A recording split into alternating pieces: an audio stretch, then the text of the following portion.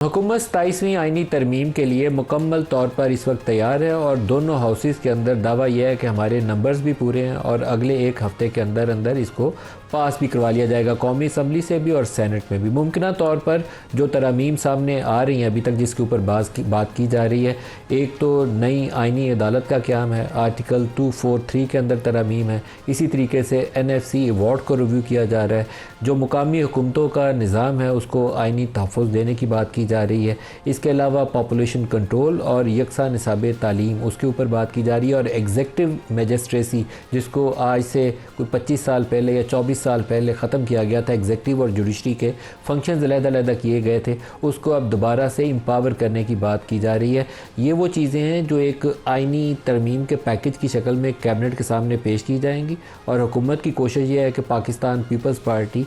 तमाम तरमीम के ऊपर फुली ऑन बोर्ड हो और उसके बाद इसको कौमी असम्बली और सेनेट से पास करवा कर एक तरमीम की शक्ल में नाफिजुल अमल कर दिया जाए।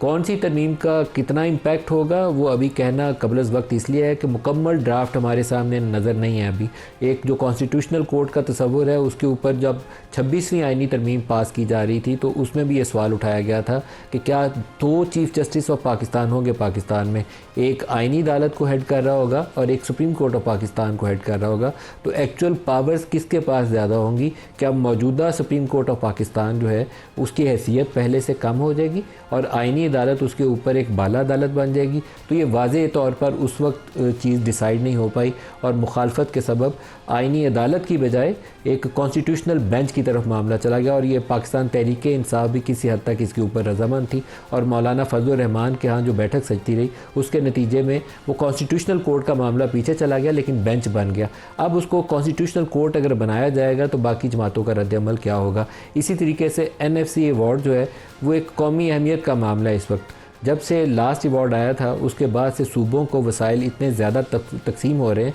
कि वफाक के पास काफ़ी वसाइल बचते नहीं हैं डिफेंस को चलाने के लिए और डेट सर्विसिंग के लिए, जिसका नतीजा ये निकलता है कि हम कई हज़ार अरब 8 से 10 हज़ार अरब सालाना नया कर्ज़ा बैंकों से लेते हैं और उसी मकदार में 8-10 हज़ार अरब जो रेवेन्यू इकट्ठा करते हैं वो सूद की अदायगी में बैंकों को दे देते हैं। और ये एक डिसफंक्शनल मॉडल है जिसको दुरुस्त करना बहुत ज़रूरी है।